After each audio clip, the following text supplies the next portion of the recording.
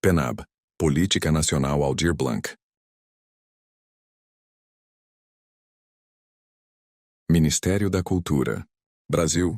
Governo Federal União e Reconstrução. Prefeitura Municipal de Capim Branco. Secretaria Municipal de Cultura, Esporte, Lazer e Turismo.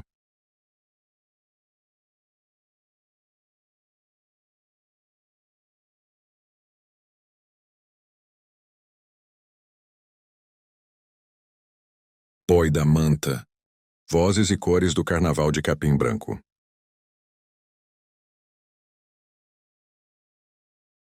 Cena vibrante de um bloco de carnaval desfilando pelas ruas de Capim Branco. Músicos tocam animadamente instrumentos de fanfarra, enquanto foliões sorridentes, fantasias coloridas e personagens caricatos enchem o cenário de... Então, meu nome é André, eu sou bisneto de Alevino Dias Magalhães, que foi a pessoa que iniciou aqui o Boi da Manta nos anos 30. Ele e o senhor Guaraná. Nos anos 30, eles trouxeram, né, essa questão de Capim Branco ter uma participação carnavalesca, folclórica, e aí foi a questão do Boi da Manta. O Boi da Manta na nossa cidade ele é bem peculiar, porque ele é feito com a cabeça do boi de verdade, né? O pessoal põe pega a cabeça do boi mesmo, né? Seca aquilo ali e o osso vira a cabeça do Boi da Manta. Meu nome é Ivan Flores, hoje sou aposentado, mas tenho história a contar que eu sou filho de um dos fundadores do Boi da Manta em Capim Branco, o senhor Lúcio Flores, como também os demais companheiros já falecidos. Cena de carnaval com foliões animados e um bonecão colorido desfilando pelas ruas em clima de festa.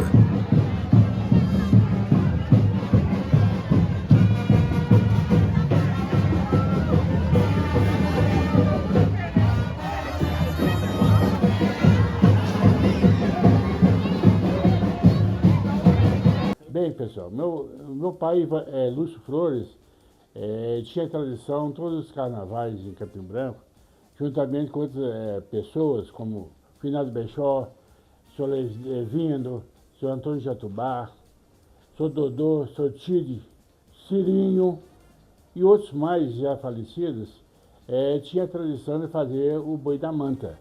Era tradicional na nossa cidade. Nos dias que o boi saía, o Boi da Manta, parecia um jubileu. Era gente de todo lado. Vinha gente de Capim Branco, de Matozinhos, Pedro Leopoldo, Prudente Moraes, até Sete Lagoas. Então o nosso carnaval Boi da Manta era rico. Tá? E ficou aí hoje as lembranças, né? Existe hoje mais não é tão igual antigamente. Tinha instrumento de sopro, tinha participações, histórias, a molinha, tinha o pato, entendeu? Tinha o momento de castração do cabrito. Então são histórias maravilhosas que o povo e a criançada esperava ansiosamente para participar desse evento. Meu nome é Edivan Oliveira da Silva, mais conhecido como Preto. Alguns me chamam de Professor Edivan. Sou nascido em Capim Branco. Andei pelo mundo afora aí, mas voltei. Tenho uma instituição, uma escola de samba, e é fundada em 1980. Estamos com 45 anos. Vamos dizer, com 5 anos de idade a gente entende das coisas. Eu já aos 5 anos, quando ajudava minha irmã a enfeitar o Clube do Salvador, usava-se colocar serpentinas, eu já participava ali puxando os rolinhos de serpentina para serem enfeitados, né? O Clube do Salvador é hoje o auditório do Ribita. Então minha participação começa por ali, onde à noite aconteciam os bailes. E minha mãe, como ajudava, né, na cozinha, a gente ficava sentadinho lá, assistindo o carnaval na pista. Tinha uma diferença da pista para o buffet, e ali a gente começava a conviver com o carnaval. Ali começou, vamos dizer, né, a minha vida carnavalesca, não só no carnaval, como nos bailes. E foi concretizar com 20 anos, quando criei a escola de samba.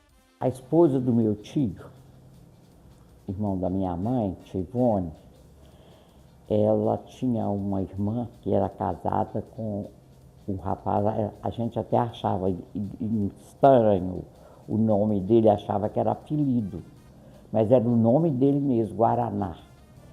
Ele era de Itabirito, e lá em Itabirito já existia os bonecões do carnaval, certo? Então ele trouxe essa ideia para aqui, para o barracão do carnaval. E já existia, então mais tarde, o irmão do meu avô, chamava Levino, a gente chamava ele de Tio Levino, que era o pai de Caetano, que é pai de D'Artagnan, né?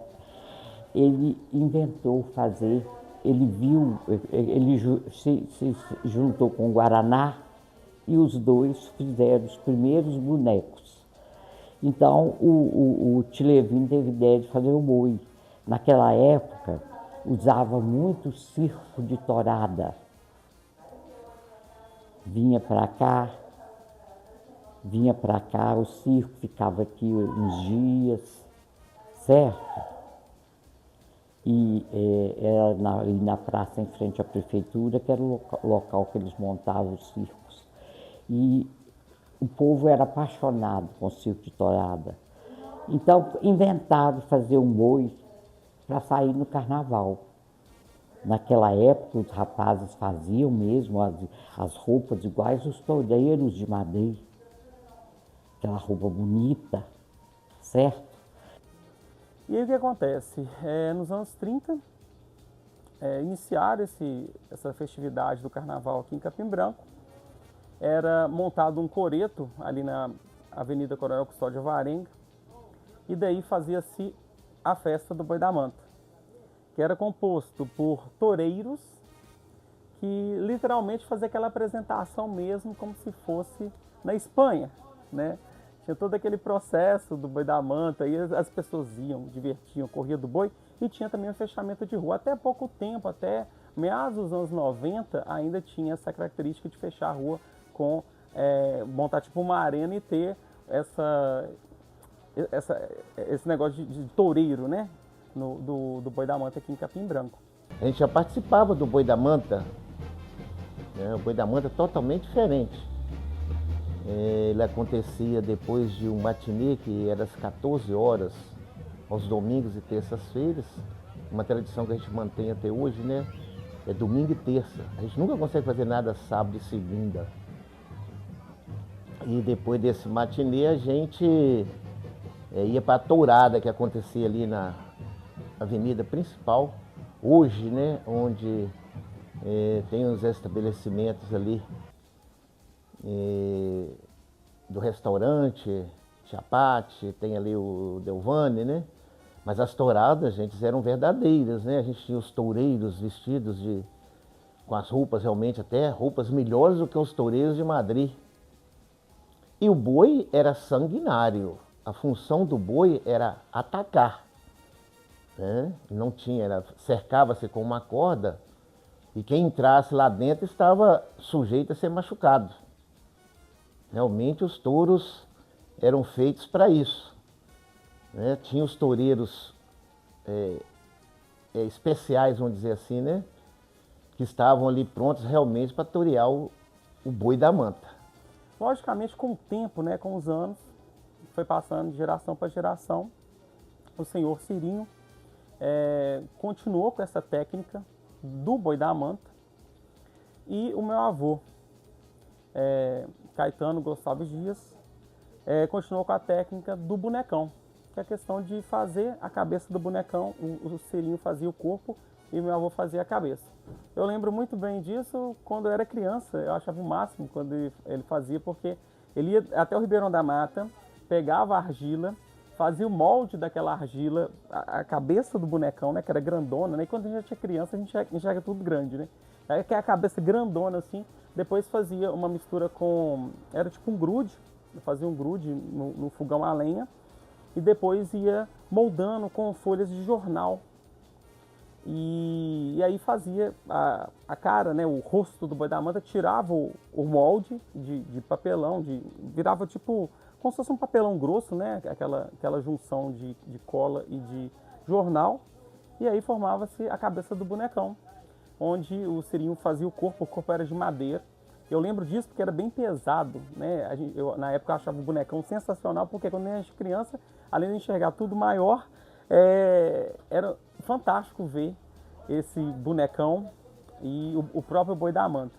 Aí ele começava assim, meio do mês de janeiro, ele já começava a buscar argila, preparar o jornal para fazer a cara do Boi da Manta, para fazer o bonecão. Vinha um tanto de menino para cá para ver ele fazer.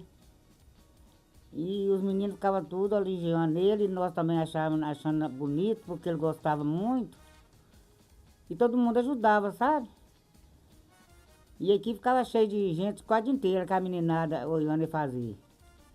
E eu ainda falava com ele assim ainda, nossa, você gosta do Boi da Manta demais? Ele falava comigo assim, a única coisa que eu gosto do carnaval é só o Boi da Manta. E aí, depois, quando ia chegando mais perto, ele ia caçar os tocadores para tocar. Os tocadores não ganhavam nada, era que tocava tudo dado. Ele ganhava a roupa para fazer pro bonecão. Ele ganhava os panos. Tinha uma dona aí que ajudava ele a fazer. Quando não podia, ele fazia sozinho. E nós tudo assim, elogiando ele, né? Para ele ficar alegre. O Cirinho, ele fez em 1992, o meu pai D'Artagnan, ele pediu o Cirinho para fazer um Boi da Manta, que eu era louco com Boi da Manta. Então ele pediu para fazer um Boi da Manta infantil. E aí foi que criou o primeiro Boi da Manta infantil que teve aqui na cidade, que era um Boi da Manta feito com cabeça de cabrito. Né, como não tinha jeito de ser com a cabeça de boi mesmo, que é bem pesado para criança, ele pegou uma cabeça de cabrito, menorzinha, e fez o primeiro Boi da Manta, e a armação era de bambu e tal. Nós também ficava muito alegres, sabe, de ver a alegria dele, que era o que mais gostava. Meu menino, Carlos Henrique, era pequeno, chamava ele de vovô boi, ficava sempre grudado com ele aqui. Os pais trazendo bambu e os panos para ele fazer os boizinhos para os meninos, era a alegria dele também. Dava fevereira que ficava cheio de meninos para poder trazer o pano para ele fazer. E nós muito alegres de ver naquela satisfação, porque era a única coisa que ele gostava. E era tudo assim naquela época com muita dificuldade, né? Porque tudo era ele sozinho. Às vezes quem costurava as roupas para ele era a Nésia de Lúcio, Nésia Flores. Quando ela não podia, ele. E doação de pano a prefeitura dava, a população também. E nós sempre incentivando ele em tudo, junto com ele. A armação de bambu era usada no início aí, né, dos anos 30, anos 50. Depois, a partir dos anos 70 para cá, aí começou a armação ser de metal, de ferro, né, tipo um metalon. Aí faz aquela armação do boi com a cabeça verdadeira do boi e aí cobre com pano, né? E cada ano vai mudando o pano, vai dando manutenção no boi. E é uma característica que tem que continuar na nossa cidade, que é um patrimônio imaterial. Eles faziam a armação de bambu, parecendo o corpo, sabe? A cabeça era com cabeça de boi mesmo. Com os chifres, era cabeça. Eles aplicavam acho que é lisoforme, não sei, um remédio, que a carne da cabeça secava toda. Ficava o ano inteiro cuidando daquela cabeça para chegar no carnaval, fazer a cabeça do boi mesmo. Então eles faziam a armação de bambu, o pescoço também era mais ou menos de bambu, a pessoa ficava dentro dessa armação e o dono do boi estava montado na mulinha, mas ele carregava a mulinha também. A de fora era só o boneco, né? E eles faziam as roupas assim esse pano que a gente chamava chitão, né, de fazer cobilete de cama, ele fazia com aqueles panos estampados, bem alegres. Às vezes fazia 2 roupas para o mesmo ano, para modificar um pouco o boi. Só que o boi era vestido de pano, porque eles não tiveram condição de fazer com uma pele, né, do próprio boi. Tentaram, mas não deu muito certo, não. Porque o boi ele não tinha... A pele era dele, né, própria. E aí para ele ficar lá dentro não tinha jeito de emendar a pele, de fazer. Então eles faziam uma roupa para o boi. O boi era vestido de pano.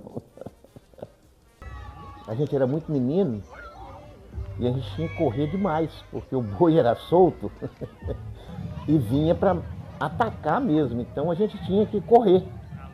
Corria e escondia atrás de algum carro, que eram poucos naquela época, né?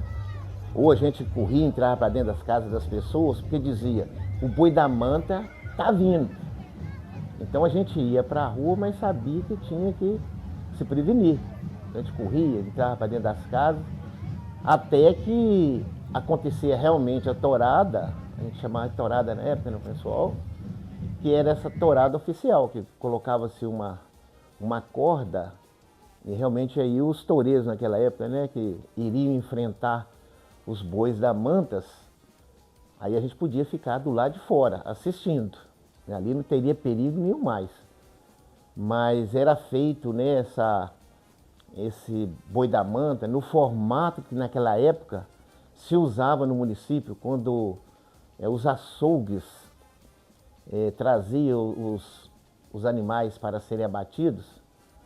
E então assim, era uma festa na cidade, né? O pessoal vinha com o gado solto até encaminhá-los para o matadouro, e era aquela farra na cidade, o pessoal correndo para ver aqueles bois bravos que vinham, né? E parece que daí eles tiveram essa ideia de colocar no boi da manta o boi solto para o pessoal correr. E só depois que colocava-se a corda é que realmente a gente podia assistir tranquilamente à tourada. Essa é uma grande lembrança que eu tenho ali, né, quando começa a gente 7, 8 anos ali, né, a adolescência. E o boi da manta, a história não é só do boi da manta, aqui nós temos 2 histórias muito interessantes, que é a história do senhor Lúcio Flores, que fez uma mulinha. A mulinha, até então eu lembro dela, foi meados dos anos 90, era uma mulinha que saía junto com o boi da manta. O Tilevino falou, tem o boi, mas tem que ter dono do boi. Aí fizeram a mulinha, a gente chamava de mulinha, que era o moço que entrava dentro, que carregava a mulinha, né? Igual o boi, as pernas eram tudo de falsa, que ficava montado, né? Então, e ficou que tem até hoje. A mulinha era feita numa casa velha, onde ele nasceu, abaixo da casa de papai, perto da igreja matriz. Aquilo era uns 20 dias para confeccionar, tá? Preocupado em embelezar o conteúdo para que no dia fosse sair, fizesse um papel bonito para o povo, né? E aqui ficasse na memória das crianças, dos adultos também. Os adultos gostavam, participavam, entendeu? E assim outros detalhes, que não podem ficar esquecidos, tá? Aquilo era a tradição, aos domingos e terça-feira. Isso aí era, como se diz, era obrigatório. O pessoal era sincero, participavam, não ausentavam, estavam sempre presentes. Tá? E tinha um ensaio também da banda, talvez na casa dos participantes, ia tocar, sabe qual é as músicas que ia tocar. Porque não no dia que tivesse uma coordenação, um planejamento, um tocava de um jeito, outro tocava do outro, né? E ficaria um pouco difícil. E mais antigo, se eu não me engano, foi anos 50, teve o pato do senhor G, que foi um pato que eles fizeram, a história é bem interessante, que construíram o pato dentro da casa e depois, para tirar o pato para o carnaval, o pato não passava na porta, tivesse que quebrar a parede para o pato sair para o carnaval. Então isso é uma história aqui da nossa cidade que ficou muito conhecida e recentemente retornaram com esse pato. né? Eu mesmo tive o prazer de entrar nesse pato no carnaval passado e carregar. Ele é super pesado porque a estrutura é toda feita de ferro, mas fizeram os mesmos moldes que era do pato antigo aqui na nossa cidade. E teve uma história muito engraçada que um senhor inventou fazer um pato. Essa história do pato foi, vocês já devem ter escutado, né? Ele esqueceu e fez o pato dentro do quarto, com o maior capricho. Quando foi na hora de sair, como é que o pato sai? Não passava na porta. Aí foi aquele auê, a cidade toda envolvida. Um dava uma ideia, outro dava outra. Para tirar o pato de dentro da casa, teve que quebrar a parede do quarto, para sair com o pato na rua. Foi uma festa esse ano, todo mundo gozando. Sabe que o povo daqui é meio crítico, né? É o normal mesmo. Aí eu via o moço falando assim, e o pato? Como é que nós vamos tirar o pato para sair no carnaval? Aí ele ficou tão nervoso que ele quebrou a parede da casa dele para tirar o pato. Teve que quebrar a parede do quarto e tirar o pato, para o pato participar do carnaval. Ai, umas histórias engraçadas que só tem aqui, né? O carnaval em si, a característica que nós temos é muito específica do nosso município em relação aos demais. A forma de produzir o boi da manta, de fazer o boi da manta, esses personagens que estão retornando, como o pato, né, o bonecão que sempre teve, e a questão da mulinha, né? Eu tenho muita vontade de ver essa mulinha retornando para o carnaval, porque eu lembro quando eu era criança nos anos 90. Então, Um veterinário para fazer o trabalho, vestido um caminhão, você entende? Era um caminhão ali em frente, ali perto do Solevino, ali embaixo, perto do Caetano, e tinha um coreto, fazia um coreto, organizado. Tinha a torada, o boi participava da torada, e o pessoal gritava, batia palma. Era tradicional, era uma coisa que fica na lembrança da gente eternamente. Ó, na verdade é o seguinte, meu pai, ele fantasiava todo ano, sem tomar nenhuma caipirinha, como diz o outro, né? Ele nunca bebeu. Meu pai nunca bebeu, mas podia contar com ele no domingo de carnaval. Ele sempre arrumava algumas fantasias contagiosas de última hora, umas coisas improváveis. Às vezes ele homenageava os políticos, às vezes fazia uma coisa inexplicável. Mas ele fazia de tudo para sair bem feio, sabe? Ele já não era bonito, né? Vamos dizer assim, mas ele ficava bem horroroso, sabe? Ele fazia questão de colocar alguma coisa que deixasse ele bem feio. E tinha um detalhe, ele saía só no domingo, na hora do boi da manta, dava uma volta na rua e vinha embora. É coisa que, seguindo a tradição da família, eu e o meu filho, o Romano, a gente faz só isso também. Quem quiser ver a gente é só no domingo. A gente vai no domingo, vem embora e acabou. Então meu pai foi um grande inspirador para mim no carnaval. Apesar de eu nunca ter acompanhado ele de novinho, mas depois de certa idade, eu também aprendi, né, a gostar da fantasia que a gente chama, né? De vestir de mulher, mas naquela época tinha a Banda das Velhas Virgens, da qual meu pai fazia parte junto com outros, que era sair com instrumentos já que não funcionavam, né? Os pistões que não tocavam, as caixas de percussão sem couro, e a gente saía junto com a banda da marchinha do carnaval, então parecia que a gente estava tocando. Isso aí eu comecei com meus 12, 13 anos, né? E aí eu acompanhei meu pai até enquanto ele desfilou, né? Vamos dizer assim, pelo Boi da Manta, vestido com suas fantasias. De domingo ele levantava cedo, a primeira coisa que fazia pôr o bonecão, mas o boi tudo aí fora aí, vestia de menino, para sair para a rua. Apresentava que ele tinha uma alegria enorme, que ele era considerado como o rei do boi da manta aqui em Capim Branco.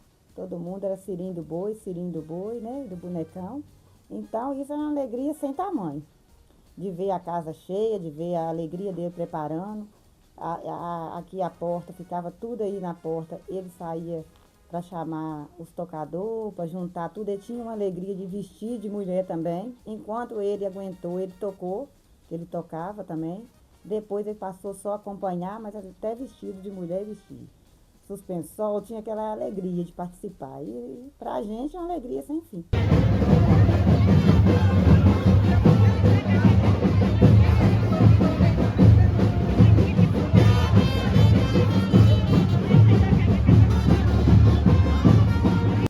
A gente se preparava um mês antes, talvez uns 2 meses antes. Alguns faziam fantasias em casa, outros que podiam comprar, compravam fora. Organizar isso esperançoso. Tá? Um fato interessante, Alexandre e Karen, é que naquela época, a gente que era do lado, aqui era 2 lados, Salvador e Pinheiros. Quem era do Salvador não podia, não ia, não tinha autorização dos pais para ir no Pinheiros. É assim, vice-versa. Mas tem muita história. Os namorados deixavam alguém olhando, verificando, aguardando, para dar o alarme, ó, seu pai vem, sua mãe vem, aí, entendeu? E assim eram as coisas. Tanto o Pinho de Ouro não vinha no Salvador, como o pessoal do Salvador não ia, esporadicamente, não ia lá no Pinho de Ouro. São coisas interessantes, tá? Hoje não, hoje a modernidade, hoje é tudo mecânico, a maioria é mecânico, tá? Embora tenha algumas participações instrumento de sopro, mas a maioria das coisas de carnaval é eletrônica, é rua. O Cristo Salvador era maravilhoso, o carnaval funcionava, lotava, o Pinho de Ouro também é a mesma coisa. Então, são histórias que quem tem a minha idade, ou um pouco mais que eu, sabe guardar no coração esses momentos tão felizes, né? Como diz, eu era feliz e não sabia. Na realidade, o próprio tempo faz as coisas mudarem. Por ter sido iniciativa do povo, vamos dizer, até os anos 90, ele era bancado pelo povo, era uma festa que vinha do povo, e nós vamos perdendo esse povo, as pessoas que faziam o boi, né? Perdemos aí os criadores, o Levindo, o Lúcio Flores, veio depois o Caetano, que é filho de Solevindo, né? Perdemos a gente chamava ele de Bechó, eu não sei o nome dele realmente. São pessoas que eram ligadas ao boi. E ficou o Cirinho, depois que eles se foram por muito tempo, sendo a pessoa responsável pelo Boi da Manta. E nós fomos perdendo, ninguém mais se interessou. Hoje nós temos, vamos dizer assim, apenas o Bruno, que herdou junto com o Cirinho, que ajudava ele a fazer os bois já, ele numa certa idade que não permitia mais trabalhar com o boi, ele apenas acompanhava, mas o Bruno aprendeu o ofício de fazer o boi, de costurar, de fazer as coisas, de fazer as máscaras. Mas o Bruno ficou sozinho também, e sem, vamos dizer, a parte financeira do povo. Naquela época a gente fazia rifa, tinha ceias, vendia-se almoço aos domingos no clube, fazia-se festivais nos campos para poder arrecadar dinheiro para o Boi da Manta. E também as pessoas vão mudando, sei lá, o gosto, as personalidades, o mundo vai mostrando outras coisas, né? Hoje não são mais Roberto Carlos, são os MC, não sei o que lá. E isso afeta qualquer parte de um país e do mundo. Então, assim, o que a gente sente muito em Capim Branco é que, por exemplo, Mocambeiro, aqui próximo, em Matozinhos, ainda tem a festa do Rosário tradicional, e lá você vai e você vê o pessoal mais velhos, 80, 90 anos, 70, 60, mas você vê 50, 40, 20, 30, 8, 10, 15, 3 anos participando da festa. Pode ir lá todo ano a festa tradicional. E nós não conseguimos fazer isso. Nós perdemos no tempo essa renovação de pessoas voltada para a cultura do Boi da Manta e, para falar a verdade, até com a cultura do município, porque isso passou a ser a nossa cultura, né? Como é que nós somos conhecidos lá fora? Como a cidade das festas, dos eventos. Nessa época dos anos 70, 80, o pessoal de Sete Lagoas vinha para os carnavais de Capim Branco. Prudente Moraes, Belo Horizonte, Santa Luzia, Pedro Leopoldo, Matozinhos, né? Nós tínhamos a tradição de eventos, de festas. Somos uma cidade festiva. E essa perda de pessoas que iriam substituindo fez chegar nos dias de hoje. Aí ele ia ficar muito alegre. Quando ele esteve doente, ele estava até no hospital, e era a véspera do carnaval, e pediu o médico para vir. Falou com o médico, deixa eu ir, eu fico lá em casa só para me escutar as caixas bater na rua. O médico ia deixar ele vir. Mas no dia que ia dar ele alta, ele apareceu com um monte de caroço aqui.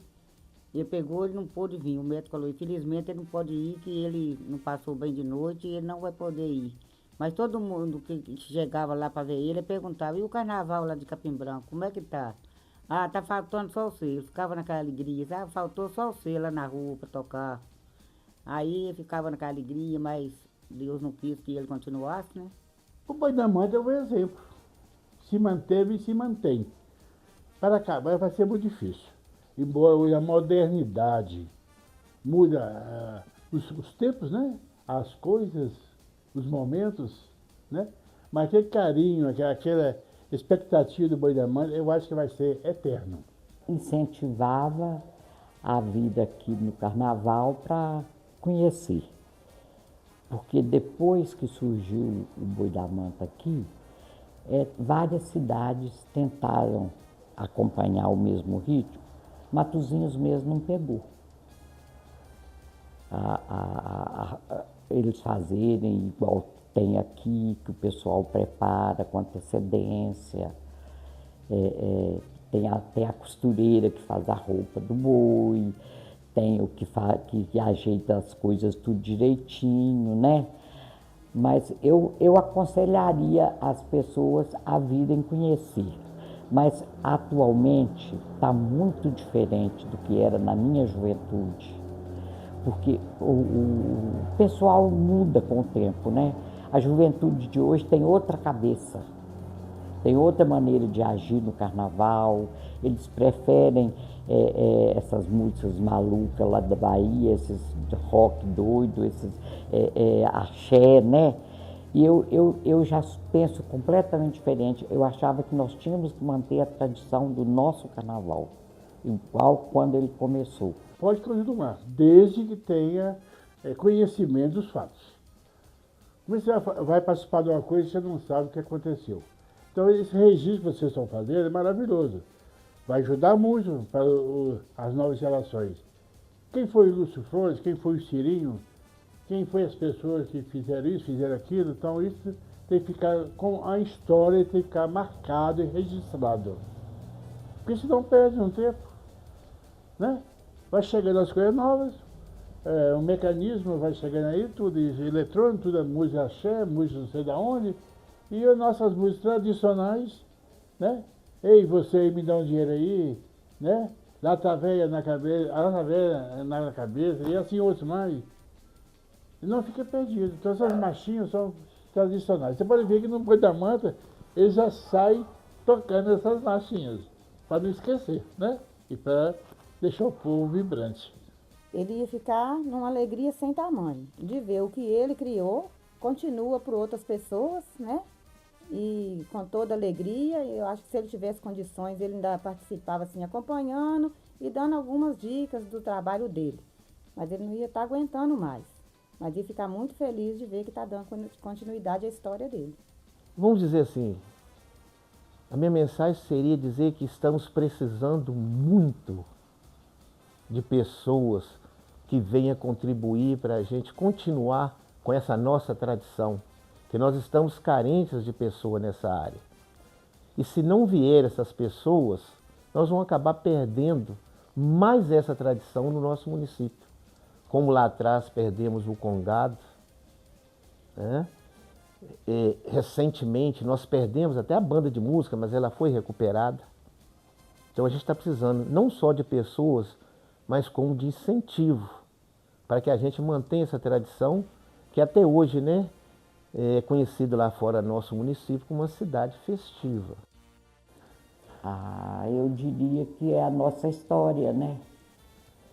Eu acho até hoje que a gente devia devia divulgar isso para o pessoal da realidade. Que a nossa história, nós temos uma história. Tanto faz o carnaval como a festa do alho. Eu achava que essas coisas deviam ser conservadas, sabe? Então é uma coisa que particularmente me traz boas lembranças e eu acredito que precisa-se de ter um reconhecimento de patrimônio histórico imaterial para continuar para as próximas gerações. Porque senão vai acabar, o Boi da Manta vai acabar. Então, assim, além da nossa cidade ser uma cidade que tem uma característica muito forte do carnaval, com as escolas de samba, tem uma característica muito forte também com o Boi da Manta, que é uma tradição, que é uma história e que tem que ser preservado para as próximas gerações. O carnaval são momentos inesquecíveis da vida de cada um. Cada um pensa de uma maneira. Eu acho que o carnaval, no meu eu, sabe, deixou lembranças que muitas vezes eu penso assim, vejo, analiso, sento, reflito, vou refletir e espero que as gerações de meus filhos, netos, possam também curtir esse momento que é maravilhoso. Agora, quanto ao carnaval, eu quero que todo mundo dance, vai extravasar com alegria, com carinho e respeito. Então, onde tem respeito, tem alegria. Essa é a minha mensagem. E todos os foliões, seja ele de qualquer raça, de qualquer idade, sinta-se feliz. O carnaval é felicidade. É um carnaval que nós sabemos brincar o carnaval. Coisas que as outras cidades não sabem, tentam. Nós temos vizinhos aí que começaram agora a fazer, mas nós temos aquela tradição. Nós estamos vindo lá dos anos 40, por aí, fazendo carnaval. Então, nós somos modelo para eles. Hoje, eu participo há anos do Carnaval de Matozinhos também, ajudando no Boi da Manta de lá. Tem grandes amigos. E eles sempre dizem, não, nós vamos fazer carnaval, mas igual Capim Branco, nunca chegaremos a fazer. E é assim a região, né? Nós podemos olhar as cidades vizinhas, nem tem o carnaval, às vezes tem o boi, antes, como é Pedro Leopoldo, mas não temos na metropolitana aqui, né, vamos dizer assim, Prudente Moraes, Matozinhos, Pedro Leopoldo, Capim Branco, São José da Lapa, a tradição é Capim Branco. Nós somos profissionais em fazer alegria.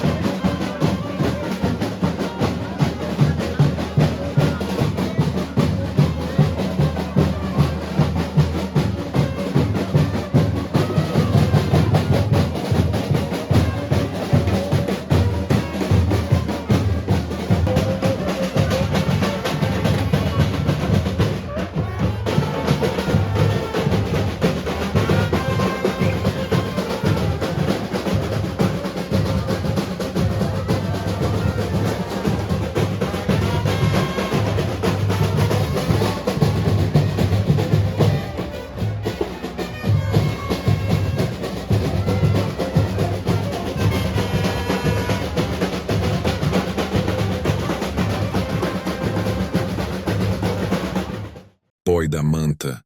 Vozes e cores do Carnaval de Capim Branco. Em homenagem a todos que partiram e deixaram sua marca, e àqueles que mantêm viva a chama do Boi da Manta em Capim Branco, que cada passo, batida e cor seja memória, resistência e gratidão. Uma honra ter ouvido. André Felipe Serra, Ivan Flores, filho do professor Lúcio Flores, familiares do Cirinho do Boi Redvan Oliveira, Preto, Marisa Trindade. Boi da Manta. Vozes e cores do Carnaval de Capim Branco.